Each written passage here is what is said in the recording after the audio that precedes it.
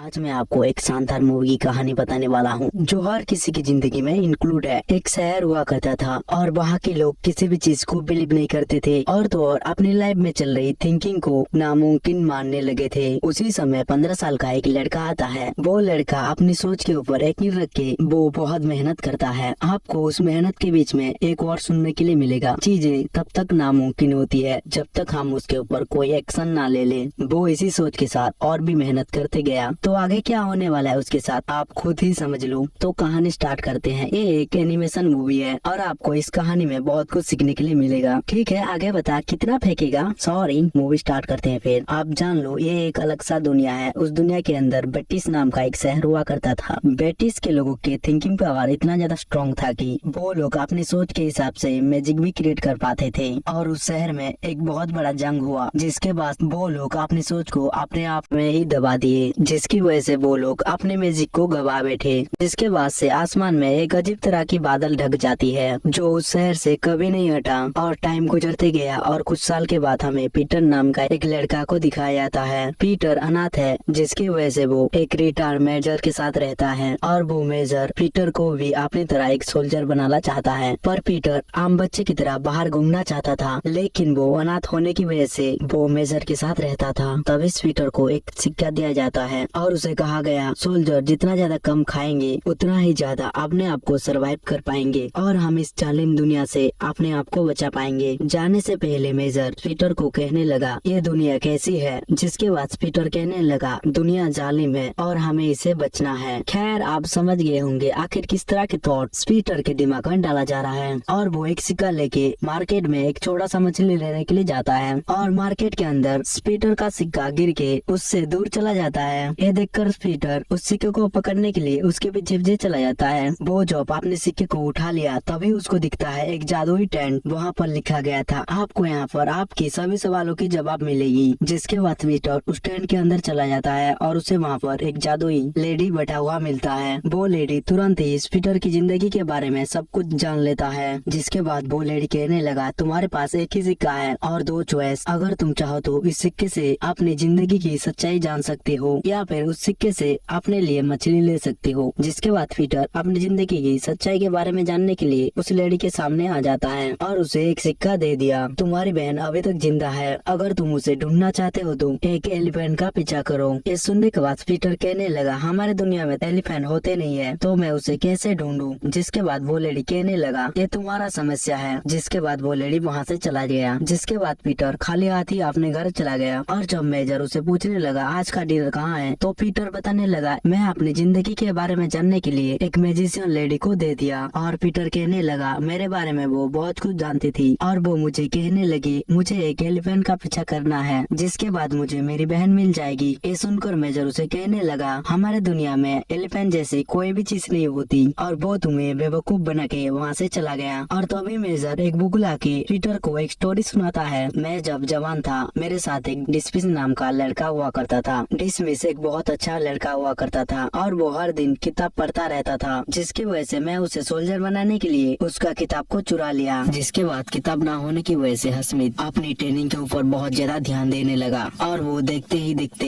एक सबसे खतरनाक और खोखा सिपाही बन गया। जिसके बाद मेजर पीटर को कहने लगा जहाँ आराम होगी वहाँ कमजोरी होगा और जहाँ कमजोरी होगी वहाँ पर एक सोल्जर की कभी जरूरत नहीं होगी। तो पीटर उसे कहने लगा इसका क्या मतलब हुआ। जिसके बाद मेजर उसे बताता है ये किताब की तरह तुम्हारी एलिफेंट की कहानी भी झूठी है। जिसके बाद पीटर को मेजर मार्च करने के लिए कहने लगा और हम देखते हैं दो कपल को। वो लोग पीटर के नीचे वाला फ्लोर में रहते थे और उन दोनों के पास कोई भी बच्चा नहीं था, जिसकी वजह से पीटर को अपने बच्चे की तरह देखते थे। और रात होता है तभी हमको देखने के लिए मिलता है एक मैजिकल शो के अंदर एक मैजिशियन अपनी मैजिक का प्रदर्शन कर रहा था। वो छोटा मोटा मैजिक करके लोगों को इंटरटेनमेंट करने की कोशिश कर रहा था। वहाँ पर बैठे हुए ऑडियंस को उस मैजिशियन के जादू कुछ खास इंटरेस्ट नहीं लग रहा था, जिसकी वजह से ऑडियंस उसे भगाने की कोशिश भी करते हैं। और तभी वो कहने लगा ये मेरा आखिरी मैजिक है और वो कहने लगा मुझे एक वॉलंटियर चाहिए, वो मेरी मैजिक करने में मदद करेगा। जिसके बाद एक और लेडी आता है उस स्टेज के अंदर और वो मैजिशियन जैसे ही अपनी मैजिक करने की कोशिश करता है तो तभी अचानक ऊपर से एक एलिफेंट आके उस ओल्ड लेडी के ऊपर गिर जाता है, जिसकी वजह से उस ओल्ड लेडी के पैर में बहुत ज्यादा चोट लग जाती है। जिसके बाद उस जादूगर को वहाँ की क्वीन अपने जेल में कैद करवा देता है और उस एलिफेंट को भी बंदी बना लिया गया ताकि वो एलिफेंट किसी को नुकसान न पहुँचा दे। और दूसरे दिन पीटर अपने सिक्के लेने के लिए उस मैजिशियन टेंट के पास जाता है, पर वो वहाँ पर देखता है तो वहाँ तो कोई भी टेंट नहीं था, जिसकी वजह से वो इधर उधर पूछने लगा, पर किसी को भी उस मैजिशियन टेंट के बारे में पता नहीं था। और तभी उसे सुनने के लिए मिलता है एक एलिफेंट आ चुका है और वो क्वीन के महल में कैद है। ये सुनने के बाद पीटर बहुत ज्यादा खुश होने लगा क्योंकि उस मैजिशियन की बात सच हो रहा था और वो दौड़ते दौड़ते मेजर को ये बात बताने के लिए जा रहा था। और तभी उसको लियो पूछने लगा, आखिर तुम कहाँ जा रहे हो? तो पीटर उसे कहने लगा, हमारे दुनिया में एलिफेंट आ चुका है और वो एलिफेंट मेरी बहन को ढूंढने में मदद करेगी। यानी कि उसे लगता है कि उसकी बहन जिंदा है। दरअसल जब वो छोटा था उसी समय एक वॉर हुआ था और उसी वॉर में दोनों भाई बहन अलग हो गए और मेजर को लगता है कि उस वॉर में पीटर की बहन की मौत हो गई, जिसकी वजह से उसे हमेशा कहने लगा, तुम्हारी बहन की उस वॉर में मौत हो गई। और वो कहने लगा, मैंने मेरी आंखों से उसे देखा है। तुम्हारी बहन एक हाउस के अंदर था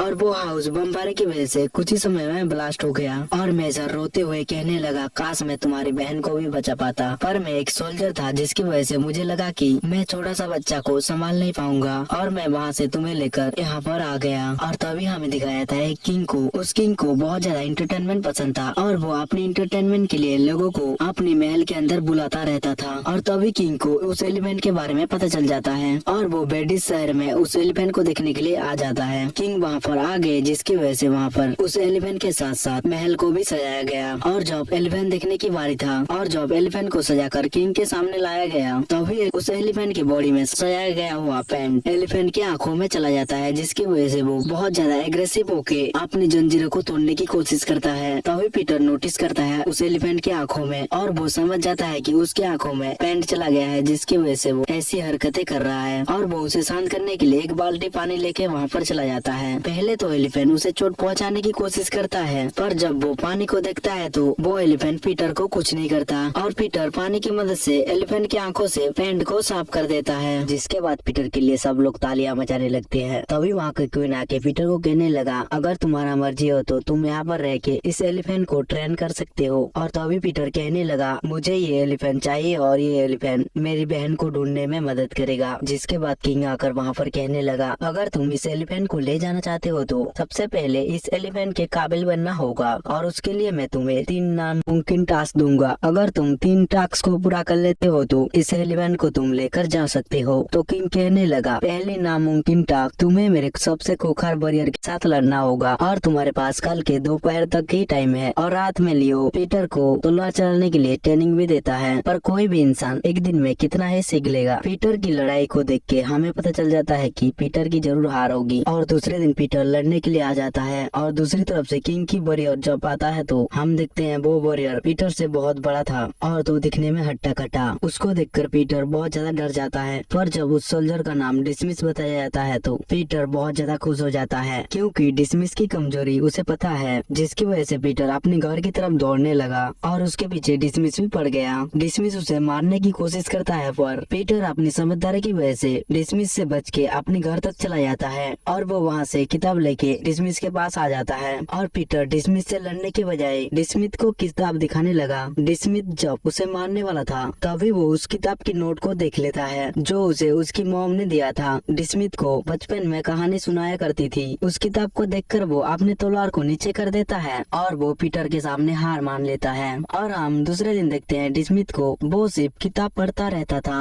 और वो बच्चों के साथ टाइम स्पेंड करने लगा। ये देखकर किंग पीटर को कहने लगा, तुमने मेरी मारदार मशीन को खराब कर दिया, पर मैं खुश हूँ क्योंकि तुम दूसरे नामुमकिन चीज करने वाले हो और वो है तुम्हें उड़ना है। ये सुनकर पीटर बहुत ज्यादा परेशान हो जाता है क्योंकि इस दुनिया में उड़ने वाला चीज एग्जिस्ट ही नहीं करता, जिसकी वजह से कोई भी सोच नहीं सकता है कि ऐसे कोई इंसान उड़ भी सकता है। और रात में पीटर बहुत ज्यादा मेहनत करता है ताकि वो किसी तरह उड़ सके। और दूसरे दिन हम ऑर्फनेज में एक लड़की को देखते हैं जिसका नाम एडल होता है। उसे जब शहर में एलिफेंट आया है ये पता चलता है तो वो शहर जाकर एलिफेंट देखने के लिए सिस्टर से बहुत ज्यादा रिक्वेस्ट करने लगा, जिसके बाद सिस्टर मान भी जाती है। और रात में मेजर और पीटर के बीच में थोड़ा बहुत बहस भी हो जाती है क्योंकि मेजर को पता है कि पीटर कभी भी उड़ नहीं पाएगा और आज तक ऐसी कोई भी उड़ने वाला चीज एग्जिस्ट ही नहीं किया इस दुनिया के अंदर, जिसकी वजह से मेजर उसे मना करने लगा। पर पीटर उस एलिफेंट को हासिल करने के लिए वो उनकी बात को नहीं सुनता है। और हम हम देखते हैं उसी समय एडल और सिस्टर को वो लोग दूसरे दिन एलिफेंट को देखने के लिए बर्डिश शहर में आ गए थे। और जब रात में सिस्टर सोया हुआ था तभी उसे एक सपना आता है कि कैसे जंग के दौरान एडल और उसकी बड़े भाई को बचाने के लिए एक घर में छुप गया था।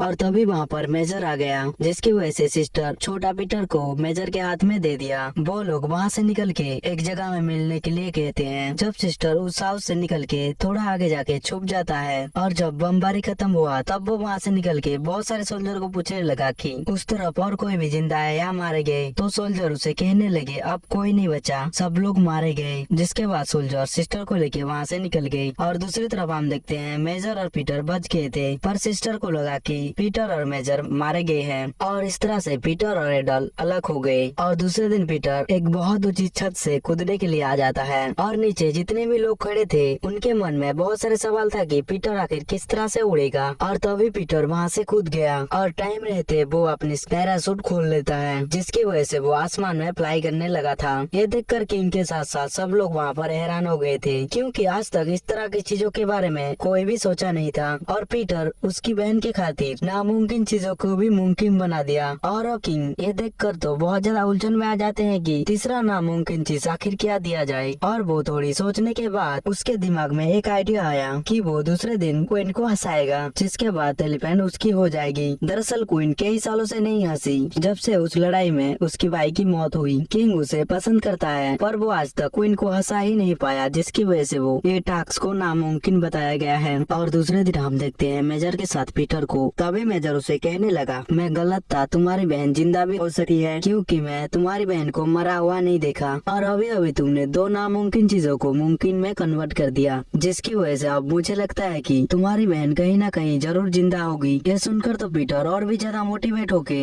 क्वीन को हंसाने के लिए बहुत सारे किताब पढ़ने लगता है। और वो रात में एलिफेंट के साथ सो गया। उसी समय पीटर को एक सपना आता है जिसमें वो एलिफेंट उसे कह रही थी वो अपनी फैमिली के पास जाना चाहता है। और पीटर को इस सपने में एहसास होता है कि वो एलिफेंट उसके फैमिली के साथ होता तो कितना ज्यादा खुश रहती होगी। और दूसरे दिन वो क्वीन को एक चुटकुला सुनाता है, पर वो चुटकुला क्वीन को हंसा नहीं पाता। पर क्वीन पीटर को जिताने के लिए थोड़ा हंसता है, पर वो उसकी असली हंसी नहीं थी, जिसकी वजह से किंग को ये बात पता चल जाती है और वो पीटर को हारा हुआ घोषित कर देता है। और वो एलिफेंट को लेके वहाँ से जाने की हुक्म दे देती है। और तभी टाइम रुक गई और वहाँ पर आती है वो मैजिशियन लेडी। वो मैजिशियन लेडी वहाँ की कहने लगा पीटर लड़ा और कुछ नामुमकिन चीजों को मुमकिन भी कर दिया, पर अकेले ही कभी भी नामुमकिन चीजों को मुमकिन नहीं किया जा सकता। पर पीटर को लगता है कि वो अकेला है, लेकिन कोई भी जिंदगी में अकेला नहीं होता। जैसे कि मैं पीटर के लिए यहाँ पर आया हूँ, पीटर को जिताने के लिए। तब वो लेडी एलिफेंट के ऊपर एक मैजिक किया, जिसकी वजह से एलिफेंट को एक चीख आई और वो चीख जाके किंग के ऊपर लगा, जिसकी वजह से किंग के ऊपर बहुत ज्यादा कीचड़ लग जाती है। और जब क्वीन किंग को देखता है तो वो अपनी हंसी को संभाल नहीं पाता और वहाँ पर जोर जोर से हंसने लगा। ये देखकर किंग भी बहुत ज्यादा हंसने लगी। और तभी वो किंग पीटर को जीता हुआ ऐलान कर देता है, क्योंकि क्वीन अब हंसने लगा है। और तभी वहाँ पर एक बात सुनने के लिए मिलता है, चीजें तब तक नामुमकिन होती है जब तक वो होता ही नहीं। जिसके बाद पीटर जाता है वही जादूगर के पास और उस एलिफेंट को उनकी जादू से घर भेजने के लिए कहता है। पर पहले तो वो जादूगर मना करने लगा, क्योंकि उसका जादू बहुत ज्यादा टूटा फूटा है और उसकी जादू उसकी कंट्रोल में ही नहीं है, जिसकी वजह से वो अपने आप के ऊपर भी भरोसा नहीं करता। पर पीटर उसे कहने लगा मुझे आपके ऊपर भरोसा है कि आप एलिफेंट को उसके घर तक पहुंचा दोगे। जिसके बाद खिड़की से देखता है तो बट्टिस शहर के सारे लोग उसे यकीन दिला रहे थे, जिसकी वजह से उसके अंदर हिम्मत आती है और वो अपने जादू को यकीन करके एलिफेंट को गायब कर देता है। ये देखकर वहाँ के सारे लोग तालियां बजाने लगे। और तभी वहाँ पर मेजर और सिस्टर भी वहाँ पर आए थे। वो लोग एक दूसरे को पहले से जानते थे, जिसकी वजह से वो एक दूसरे को देखते ही समझ जाते हैं कि वो दो भाई बहन अभी भी जिंदा है, यानी कि पीटर और एडल की बात किया जा रहा है। जिस्टर को उसकी बहन मिलने की वजह से पीटर बहुत ज्यादा खुश था और सब लोग एक दूसरे के ऊपर यकीन करने की वजह से वो अजीब सा बादल फट जाता है और पहले की तरह सन निकल आती है। और तभी हमें देखने के लिए मिलता है पीटर और पीटर की बहन लियो के फैमिली के साथ रह रहे हैं, यानी कि वो सब एक फैमिली बन चुके हैं। तो मूवी यहीं से एंड हो जाती है। मैंने इस मूवी को जल्दबाजी में बना दिया, जिसकी वजह से आपको ये कहानी आपको अच्छा ना लगे, पर सच बता रहा हूँ इस मूवी की कहानी बहुत ही ज्यादा एट्रैक्टिव है, जो जिंदगी के बारे में बहुत कुछ सिखाती है।